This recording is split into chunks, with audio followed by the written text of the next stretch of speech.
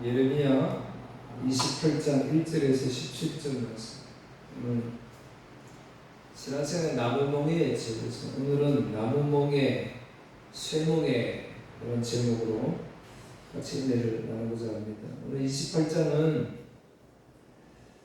하나냐라는 선교사가 아니고 선지자가 나오는데요.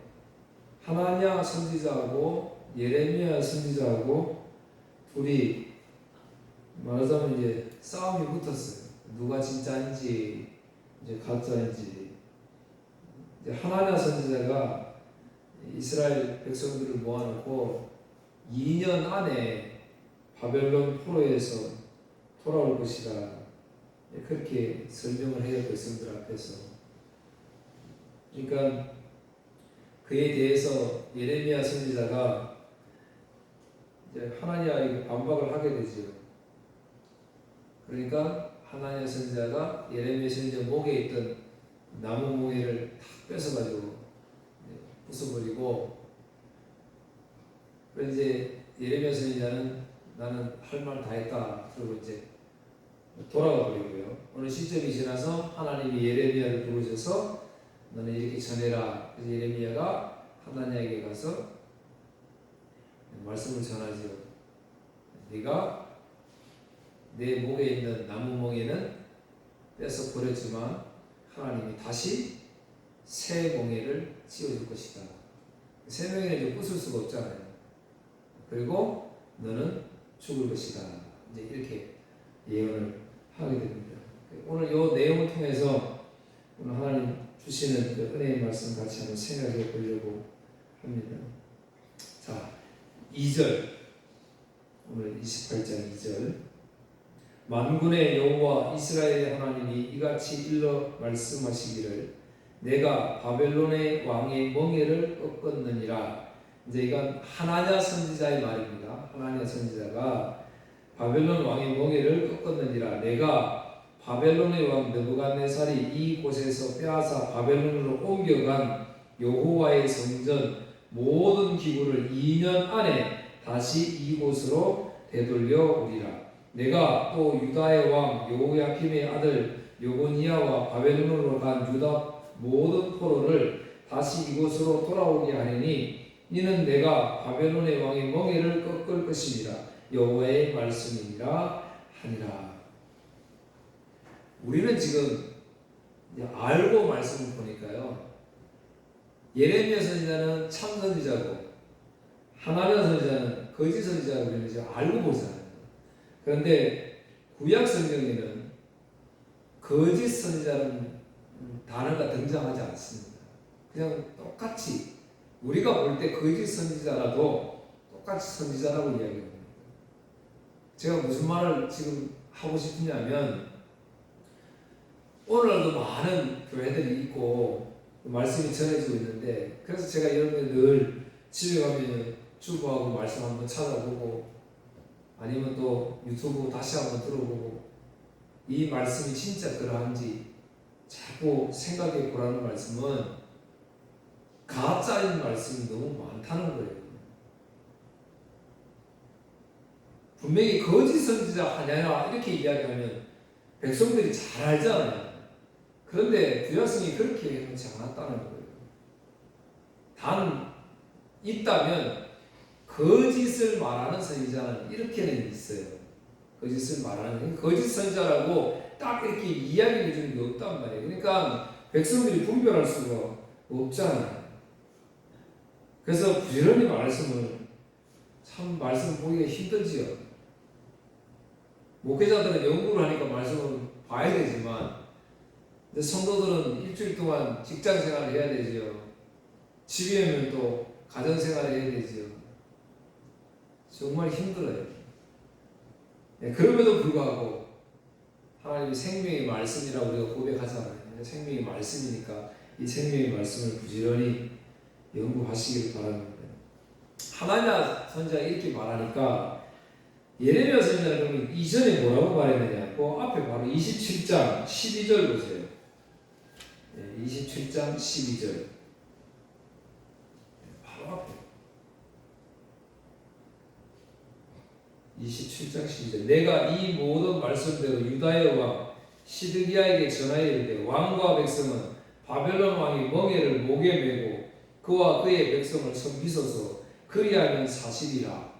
예레미야는 지금 바벨론 왕이 멍에를 메고 지금 잡혀가야 된다 그 말이잖아요. 포로가 되어야 된다 그렇게 이야기했어요. 하나니아하고 지금 반대 이야기예요. 하나니아는 지금 잡혀가 2년 만에 올 것이다 라고 이야기를 하고 있고요. 16절 보세요. 27장 16절 내가 또 제사장들과 그 모든 백성에게 전하여 이르되 여호와께서 이와 같이 말씀하시기를 보라 여호와의 성전의 기구를 이제 바벨론에서 속히 돌려오리라고 너희에게 예언하는 선지자들의 말을 듣지 말라. 이는 그들이 거짓을 예언함이니라 하셨나니. 그러니까 예레미야 선지자는 이렇게 이야기를 했어요. 선지자들이 하나님처럼 이런 말 하면 믿지 말라. 이거는 하나님 예언이 아니다. 거짓말이다. 이렇게 이야기를 했습니다. 열왕기하 24장 13절에도 주보 1번 주보 1번 느부갓네살은 여호와의 성전과 왕궁에 있는 보물을 다 빼앗아갔습니다. 그리고 이스라엘 왕 솔로몬이 성전에서 쓰려고 만든 금그릇들을 다 깨뜨렸습니다. 이 모든 일이 여호와께서 말씀하신 대로 이루어졌습니다. 하나님께서 말씀하신 대로 다 모든 것들은 이루어지지요. 근데 이제 하나님은 그렇게 예언을 좀 하고 있습니다. 예레미야 20장 5절에도요. 내가 또 이 성읍의 모든 부와 그 모든 소득과 그 모든 귀중품과 유다 왕들의 모든 보물을 그 원수의 손에 넘기리니 그들이 그것을 탈취하여 바벨론으로 가져가리라. 그러니까 예언을 이미 다 그렇게 선지자들이 했다는 것이죠. 그러면서 분명히 예레미야 얘기했죠. 하나니아처럼 이런 말을 하는 사람들의 말은 듣지 말라는 하나님 예언이 아니다. 그렇게 말씀했습니다. 자, 여기에 대한 이제 예레미야 선지자의 말입니다. 오늘 본문 28장 6절에서 9절인데요. 오늘 28장 6절에서 9절. 하나님의 말을 듣고 예레미야 선지자가 이야기를 하는 겁니다. 6절 선지자 예레미야가 말하니라. 아멘. 여호와는 이같이 하옵소서. 여호와께서 내가 예언한 말대로 이루사 여호와의 성전 기구와 모든 포로를 바벨론에서 이곳으로 되돌려 오시기를 원하노라. 그러나 너는 내가 내 귀와 모든 백성이 귀에 이르는 이 말을 잘 들으라. 나와 너 이전의 선지자들이 예로부터 많은 땅들과 큰 나라들에 대하여 전쟁과 재앙과 전염병을 예언하였느니라. 평화를 예언하는 선지자는 그 예언자의 말이 응한 후에야 그가 진실로 여호와께서 보내신 선지자로 인정받게 되리라. 자, 무슨 말씀이냐면 하나니아가 2년 안에 바벨론 포로가 되었다. 너희가 돌아올 것이다. 그 빼앗아갔던 성전의 기구들, 금그릇들도 다 가지고 올 것이다. 이렇게 이야기하니까 예레미야가 아멘. 나도 그렇게 되면 좋겠다. 진짜 마음이잖아요. 나도 2년 안에 그렇게 포로에서 돌아오면 얼마나 좋을까. 그래 아멘이라고 그러잖아요. 그러나 하나님은 몇 년이라고 그랬어요? 70년이라고 그랬잖아요.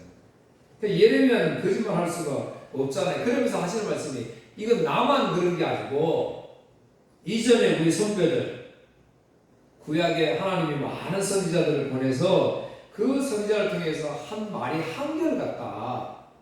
다 심판받을 것이고 징계받을 것이고 회개하지 않으면 너희들은 멸망당할 것이다. 한결같이 그렇게 했다는 거죠.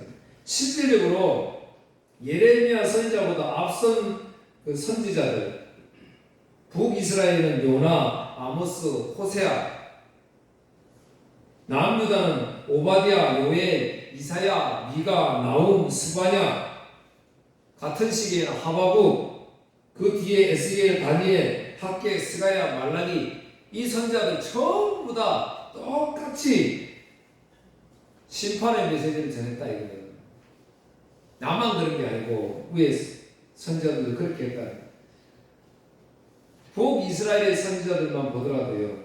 요나는 당시에 굉장히 강대국이었던 아수르 수도 니느웨 거기에 가서 외쳐라.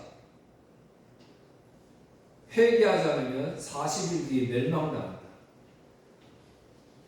여러분, 우리는 늘 들어왔던 익숙한 걸 지금 이야기하니까 이게 쉽게 받아들일 수 있는데, 당시에 세계를 호령하던 그 강대국들 그 수도에 선지자가 들어가서 야 40일 뒤에 여기 망한다 라고 이야기할 때 이런 그게 제정신이 아니지요. 아마 돌에 맞아 죽을 겁니다. 그러니까 요나는 가기 싫어했잖아요. 도망갔잖아요. 아모스 당시에는 가장 다윗, 솔로몬 이후에 다윗 때 번영했던 그 영토를 회복할 정도로 이스라엘이 번영할 때입니다. 그럴 때 아모스 선지자가 이스라엘 백성들에게 회개하지 않으면 하나님의 저주가 여기 내릴 것이다 했다. 이해할 수 없는 일 아니에요? 호세아 이렇게 아저씨 간음하는 여인 창녀를 부인으로 맞아라. 그래서 나의 사랑을 나타내 보여주겠다라고 해요. 여러분 그럴 수 없잖아요. 불가능한 일들이잖아요. 예레미야 선지자가 이야기하는 거예요. 이미 예전의 선지자를 통해서 이 메시지를 내가 증거했다. 근데 여러분 지금 제가 요 몇 명만 말씀드렸지만 전부 이 구약의 선지자들은 한결같이 이 땅에 심판을 선포했어요. 오늘날 보세요. 우리가 너무 잘 사니까 심판의 메시지를 전하지 않잖아요. 우리 목회자들이 뭘 전해요? 어떻게 하면 행복하게 살까? 어떻게 하면 이 땅 위에서 잘 살까? 물론 뒤에는 단로해놓고 하나님 영광이 있겠지요. 내가 잘 살고 내가 행복하면 하나님 좋아하시겠지. 그렇게 생각해요. 아니에요. 하나님은 오늘 저와 여러분이 하나님 앞에 무릎 꿇고 회개하는 것을 기뻐하세요. 하나님 없이는 나는 못 삽니다. 하나님 나를 이렇게 사랑하시는데 이렇게 좋으신 하나님이 계시는데도 불구하고 나는 또 돈 좋아하고 세상 좋아하고 문화 좋아하고 또 세상에 묻혀 살아갑니다. 이제 그렇게 회개하는 걸 하나님 좋아하시는 거지. 그러니까 이스라엘 백성들은 사실은 선지자들을 통해서 심판의 메시지가 전해질 때 이스라엘 백성들은 그 심판의 메시지를 듣고 사실은 어떻게 해야 돼요? 엎드려야 되지. 그 하나님을 더욱 찬송해야 됩니다. 주고 2번 로마서 3장 9절 18절 주고 2번 그렇다면 과연 우리 유대인들에게 이방인들보다 나은 것이 있습니까? 전혀 없습니다. 이미 말했듯이 유대인이나 이방인들이나 모두가 죄 아래에 있습니다. 성경에 이렇게 기록되어 있습니다. 의인은 한 사람도 없다. 깨닫는 사람도 없고 하나님을 찾는 사람도 없다. 모두가 곁길로 나가 하나같이 쓸모없게 되었다. 선한 일을 행하는 사람은 단 한 사람도 없다. 그들의 목구멍은 열린 무덤이고 혀로는 사람을 속인다. 그들의 입술에는 독사의 독이 있다. 그들의 입은 저주와 독설로 가득 찼다. 그들은 사람을 죽이려고 바쁘게 움직이며 그들이 가는 곳마다 멸망과 비참함이 있다. 그들은 평화의 길을 알지 못한다. 그들의 눈에는 하나님을 두려워하는 것이 없다. 보세요. 이러니까 선지자들이 심판의 메시지를 전가할 수밖에 없지요. 여러분 오늘날 내 귀에 듣기 좋은 설교, 내 마음에 감동을 주는 설교 그거 결코 좋은 게 아니에요. 왜? 내가 죄인인데 나를 죄인이라고 이 땅에서 회개하라고 설교해야 되지. 오늘 로마서 지금 같이 읽었잖아요. 오늘 전부 우리 여기 속하잖아요. 전부 여기 속하잖아요. 우리가 하나님 앞에 죄인이지. 나의 모습을 통해서 어떻게 하나님께 영광을 돌릴 수가 있어요? 죄인인데. 단 우리를 위해서 예수님이 십자가에 죽으심을 위해서 죄가 있음에도 불구하고 죄 없다라고 인정해 주시는 거예요. 인정이 하나님 마음이잖아요. 그 마음. 시편 14편 1절에 3절 어리석은 자는 그의 마음에 이르기를 하나님이 없다 하는도다. 그들은 부패하고 그 행실이 가증하니 선을 행하는 자가 없도다. 여호와께서 하늘에서 인생을 보고 살피사 지각에 있어 하나님을 찾는 자가 있는가 보려 하심즉 다 치우쳐 함께 더러운 자가 되고 선을 행하는 자가 없으니 하나도 없도다. 여러분, 선행을 강조하면 돼요, 안 돼요? 안 돼요. 물론 선행을 할 수 있지요. 내일도 우리가 좋은 일 할 수 있지요. 어려운 사람 도울 수 있지요. 진짜 그렇게 우리는 못해요. 한 번 할 수 있고 두 번 할 수 있지요. 곧 어떤 죄의 시간에 다가오면 우리는 거기 물들어서 죄를 지을 수밖에 없는 죄이라는 거죠. 예레미야 23장 17절 항상 그들이 나를 멸시하는 자에게 이르기를 너희가 평안하리라 여호와의 말씀이니라. 여기 보세요. 여기 우리 분별 안 가지요. 너희가 평안이라 여호와의 말이니라. 선자들 다 이렇게 말해요. 하나님의 말씀이 이렇더라 이렇더라 자꾸 이야기했다니까요. 그러니까 여러분 정신을 바짝 차려서 제가 설교하는 내용이 진짜 그게 맞는지 잘 들어봐야 된다니까요. 그냥 무턱대고 막 아멘 하면 이 큰일 나는 거예요. 우리 인생들은 자기 마음대로 해석하고 자기 좋은 대로 해석합니다. 좋은데 해석해서 듣거든요. 그러면 제가 말씀 준비해서 우리 옛날 선배 목사님들 생각해 보니까요. 제가 어릴 때 많이 교회에서 그랬어요. 목사님들이 이렇게 막 심판의 메시지 막 전가하면 이제 그 중에 이 말씀하고 딱 맞는 사람이 있어요. 그러면 그 다음날 목사님이 막 신방 가고 이래야 돼요. 왜 삐졌다고 그러는 거예요. 그래 왜 삐졌냐니까 오늘 설교 시간에 목사님이 나를 막 말씀으로 내리치는데 그래서 삐졌다고. 요즘에는 그런 이야기 잘 안 하는데 제가 어릴 때는 그런 게 많이 있었어요. 아니지 근데 목회자가 일부러 때리려고 그럴 리가 있겠습니까? 하나님 말씀 주면 전할 때 그러면 그게 나한테 와 닿으면 회개하면 되는 거예요. 왜 하나님 말씀이 나를 친다? 말씀 가지고 나를 친다? 그렇게 이해하면 안 되지. 왜 우리는 아무런 죄. 근데 사실은 기분 나쁘지요.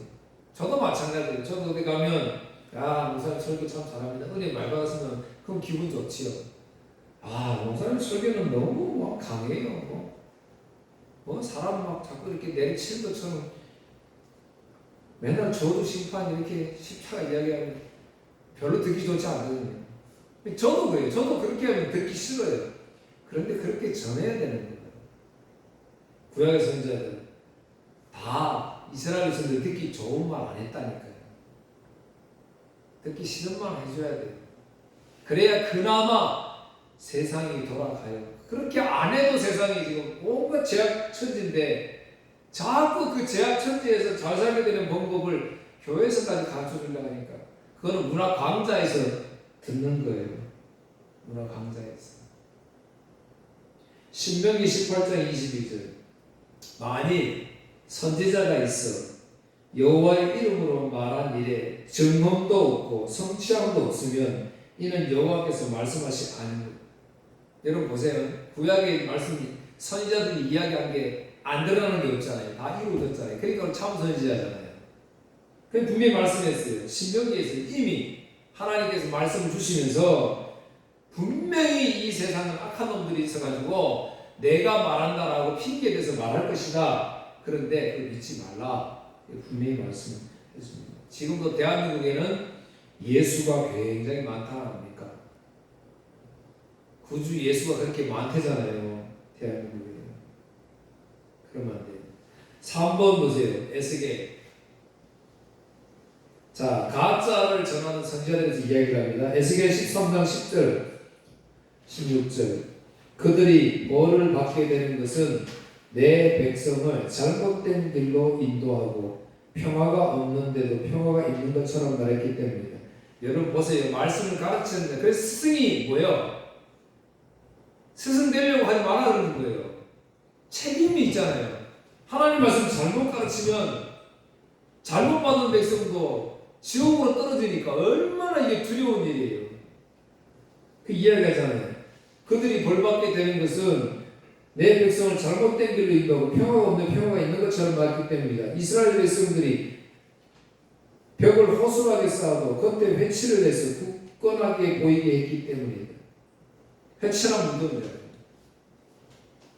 이스라엘에서는 유대인들은요, 시체를 만지면 안 되잖아요. 시체를 만지면. 그죠? 그러니까 무덤이 시간이 많이 지나면 이게 무덤인지 나중에 모른단 말이에요. 이게 좀 작아지고 막 부서지고 막 이러니까. 그러면 뭐 가다가 길거리 가다가 쉰다고 거기 걸터 앉을 수도 있고 그러면 죄를 지은 게 되어버리잖아요. 그러니까 예쁘게 칠을 해놓으면 눈에 보이잖아요. 아, 저거는 무덤이구나. 그냥 피해가니까 죄를 안 짓게. 그럼 회칠한 무덤이 되는 거잖아요. 속은 다 시체뿐인데. 지금 그렇게 벽을 허술하게 쌓아도 겉에 회칠을 해서 굳건하게 보이게 하기 때문입니다. 칠만 그렇게 하면은 안에 깨끗해집니까? 그럴 수 없잖아요. 그러므로 벽에 회칠을 하여 단단하게 보이려 하는 자들에게 그 벽이 무너질 것이라고 말하여. 사실은 이렇게 말해요. 집사님 그렇게 살면 안 됩니다.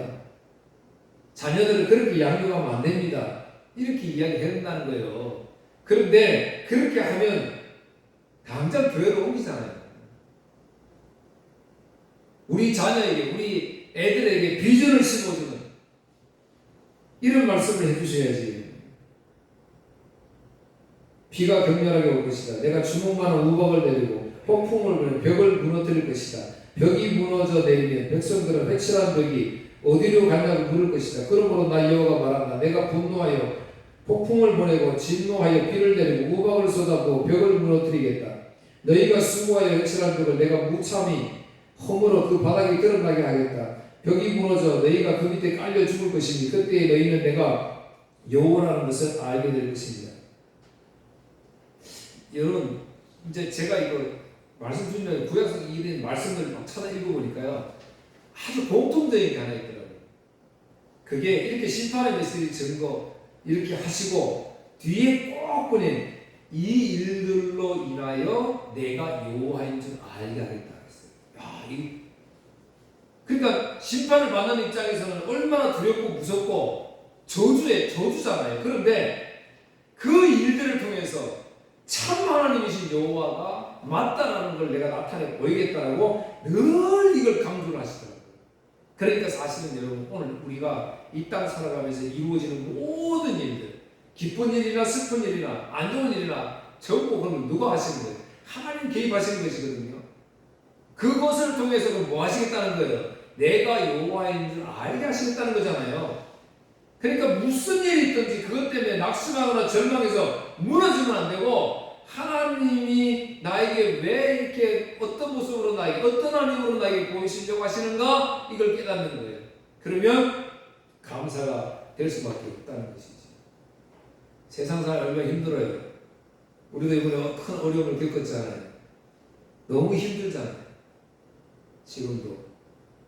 근데 그것을 통해서 하나님 어떻게 개입하시는지 알아야지. 저도 그날 설교가 늘 맴돈다 그랬잖아요.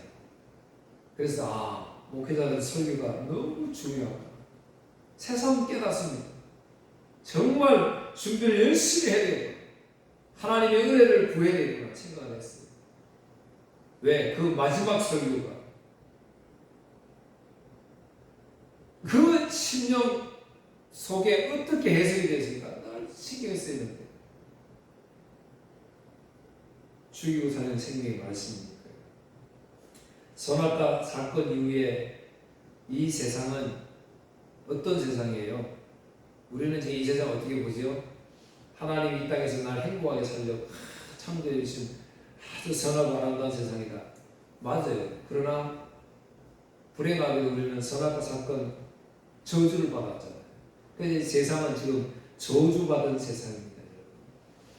이 세상은 내가 여기서 행복하게 누릴 그런 세상이 아니라고요. 우리가 행복하게 살 세상은 뭐예요? 새하늘과 새 땅이잖아요. 그래서 이걸 헷갈리면 안 돼요. 그래서 이 세상은 지금 뭐라고요? 선악과 사건 이후에 이 세상은 저주받은 세상이라니까요. 이거 인정 안 하려고 그래요. 기독교인 잘 사는 사람 특히 하나님에게 복을 받아서 이 땅에 잘 사는 기독교인들은 이거 믿기 싫어해요. 이 세상이 왜 저주받았어요? 하나님 나에게 복을 줘서 나는 이렇게 잘 사는데 행복한데. 여러분 그렇지 않습니다. 이 세상은 저주받은 세상이에요. 그러니까 하나님이 선지자들을 보내서 이 저주받은 세상에 어떤 메시지를 전해주는 게 맞아요. 저주받은 세상에 심판받아야 된다고 전하는 게 맞잖아요. 거기 어디 행복이 있어요? 무슨 평화가 있어요? 그러니까 구약 성경은 우리에게 지금 보여주고 있는 거예요. 오늘 우리 목사들이 그러면 이 저주받은 세상에 뭐 설교해야 돼요? 심판 설교하는 거예요. 그래서 기분 나빠하면 안 돼요. 이게 맞다는 거예요. 그러면서 진짜 평화를 이루는 예수님밖에 없잖아요. 왜요? 요한복음 19장 36절 예수께서 다 이루었다 하시고 머리를 숙여 영원히 따라가십니다. 예수님 돌아가실 때, 육신을 입고 돌아가실 때 이 땅에서 우리 죄의 문제를 다 해결하시기 때문에 뭐라고 그랬어요? 다 이루었다 이렇게 말씀하셨잖아요. 여러분 다 이룬 분은 예수님밖에 없어요. 십자가의 죽음을 통해서. 그래서 다시 한번 반복하면 하나님께서 원래 구원 계획을 가지고 계셨잖아요. 그러니까 예수님께서 십자가를 지시고 다 이루었다 하시고 운명하셨을 때에 다 이루었다는 말은 하나님이 그 계획이 구원 계획이 완전하게 이제 이루어졌다 이런 뜻입니다. 그래서 다 이루신 그 예수님만이 참 우리가 늘 바라고 원하던 이 땅의 행복, 평화 이거를 이루실 수 있는 분입니다. 그래서 실제적으로 예수님께서 어떤 일들을 만날 때 누가복음 7장 50절에 향유 부인 여인을 만났을 때 내 믿음이 너를 구원하였으니 내 믿음이 너를 구원하였다 그러면 끝나면 되잖아요. 그런데 뒤에 평안히 가라. 평안을 선포하시죠. 누가복음 8장에 야이로의 딸을 만났을 때 예수님께서 이제 딸아 내 믿음이 너를 구원하였으니 또 평안히 가라. 누가복음 10장 5절 제자들 70명을 전도하러 보냅니다. 파송하시면서 어느 집에 들어가든지 먼저 말하되 이 집이 편안할지어다 하라. 마태복음 10장 12절 12제자를 보내시면서 또 그 집에 들어가면서 평안 빌기를 하라. 이렇게 보세요. 예수님만이 이거 이야기하시잖아요. 다른 사람이 얘기할 수 없다니까요. 이거 평안하다 이야기하면 뭐라고요? 아까 예레미야 선지자? 그럼 가짜예요. 다른 사람들은 심판의 메시지 전해야 돼요. 요한복음 14장 27절 평안을 너희에게 끼치노니 곧 나의 평안을 너희에게 주노라. 내가 너희에게 주는 것은 세상이 주는 것 같이 아니하니라. 너희는 마음에 근심하지도 말라. 두려워하지도 말라. 세상이 주는 평안 이건 가짜이니까 이거 바라보고 추구하면 안 됩니다. 요한복음 16장 33절 이것을 너희에게 이르는 것은 너희로 내 안에서 평안을 누리게 합니다. 세상에서는 너희가 환난을 당하나 담대하라. 내가 세상을 이겼느니라. 부활 후에 예수님이 나타나셔서 요한복음 20장 19절 이날 곧 안식 후 첫날 저녁 때에 제자들이 유대인들을 두려워하여 모인 곳에 문을 닫았더니 예수께서 오사 가운데 서서 이르시되 너희에게 평강이 있을지어다 이렇게 말씀을 하셨어요. 주보 5번 골로새서 3장 15절 뒤편에 그리스도께서 받은 평화로 여러분 마음을 다스립시오. 여러분은 평화를 위해 부름받아 한 몸이 된 것입니다. 항상 감사하는 생활을 하십시오. 여기 보세요. 그리스도께 받은 평화 이렇게 이야기하잖아요.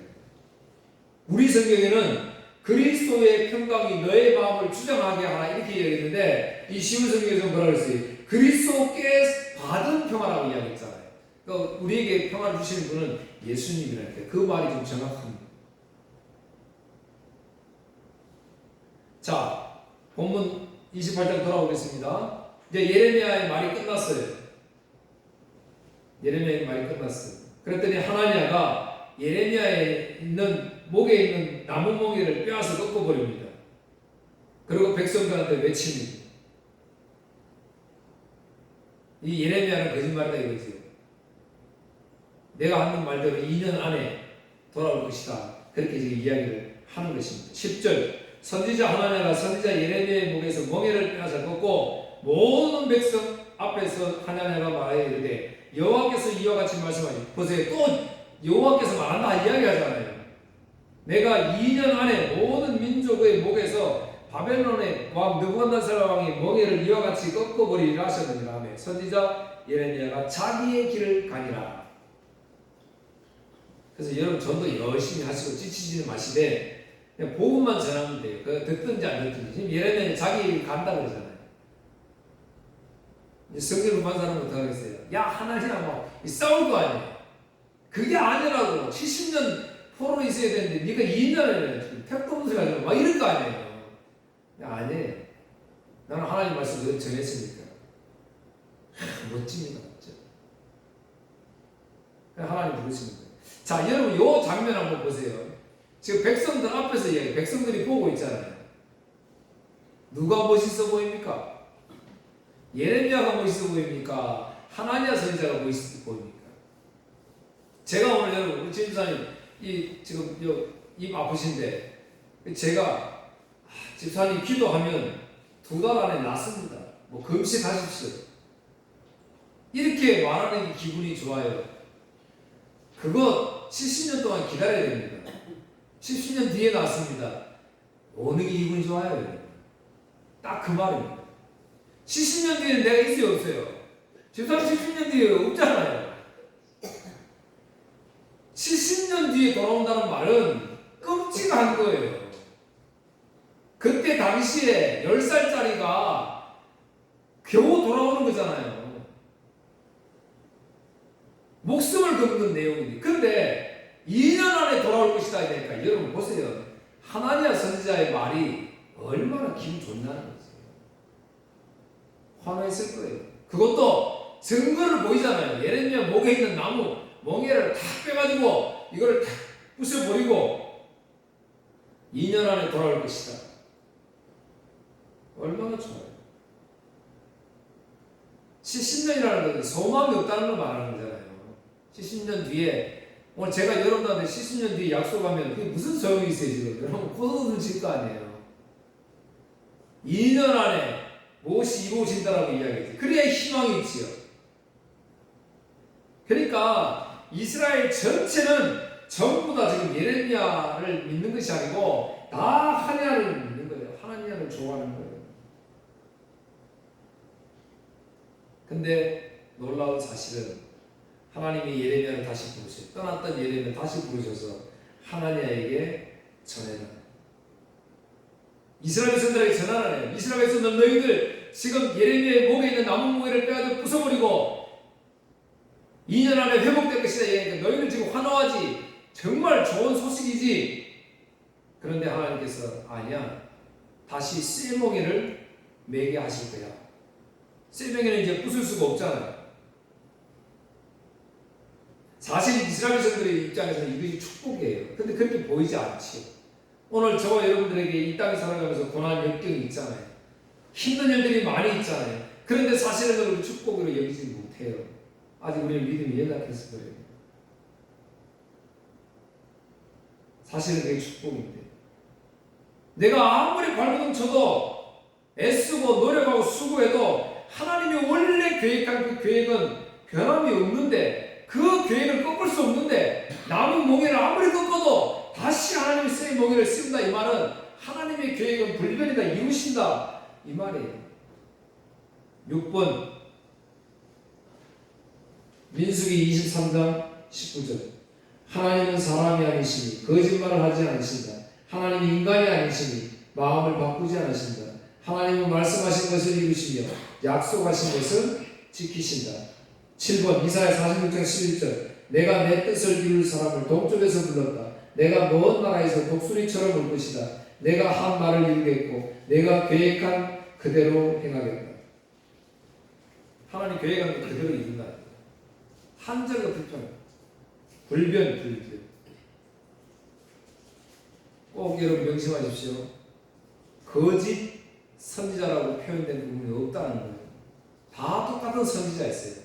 똑같은 선지자. 똑같이 여호와의 말씀을 들어서 내가 여호와의 말을 전한다라고 이야기를 하는 거예요. 여러분 누가 가짜이고 누가 진짜입니까? 이거 어떻게 압니까?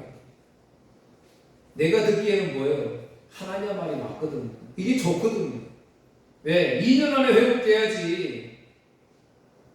내가 예를 들어서 80이다. 그러면 2년 안에 회복이 돼야 그래도 내 고향 땅에 돌아갈 그런 희망이 있을 거 아니에요. 그런데 내가 지금 80인데 70년 뒤에 돌아온다니까 무슨 의미가 있냐는 거죠. 아무 의미가 없어요. 그런데 사랑하는 성도 여러분, 저와 여러분들에게는 그 70년의 의미가 있는 거라니까요. 그게 믿음이에요. 그게 믿음. 하나님 오늘 저와 여러분들에게 나무 멍에를 지어줬어요. 근데 그거 지기 싫어서 이거 깨부쉈어요. 근데 하나님 다시 쇠멍에 세워주시는 거예요. 그러면 그게 뭐라고요? 축복이라고요. 이 쇠멍에 이유가 있는 거예요. 이거 부수면 안 된다는 거예요. 감내해야 돼요. 하나님 은혜 주실 겁니다. 오늘 이 땅에 저와 여러분에게 주신 하나님의 멍에가 있습니다. 가장 큰 멍에는 복음 증거하는 관련된 일이에요. 그러니까 여기 멍에는 내가 뭘 잘못해서 하나님 씌워주는 그런 멍에 그렇게 해석하면 안 되고 하나님 나에게 주신 사명을 잘 이루시기 위해 그러니까 하나님의 구원 계획이 있잖아요. 나를 향한 그거 이루시기 위한 내가 자꾸 딴 길로 가니까 하나님 멍에를 씌워주시잖아요. 그러니까 그 멍에는 축복이에요. 그 멍에를 통해서 하나님의 뜻을 발견하고 그대로 행하시면 하나님을 기뻐하시는 사람이 되는 겁니다. 기도하겠습니다. 자비로우신 하나님 감사합니다. 우리에게 씌워진 남은 멍에를 우리는 이것이 무겁고 번거롭고 싫어서 이걸 부숴버리고 우리 좋은 대로 해석해서 우리 편한 대로 말씀을 적용하려고 합니다. 그러나 이것이 행복이 아니고 이것이 저주임을 우리는 분명히 인식하고 하나님 우리에게 새 멍에를 세워주실 때에 이거 불평하지 아니하고 감사하게 받게 하여 주시고 하나님 우리에게 약속하신 그 70년의 기한을 참고 인내하며 하나님의 뜻을 완전히 분별할 수 있는 복된 성도들 되게 하여 주시옵소서. 감사하며 예수님 이름으로 기도하옵나이다. 아멘.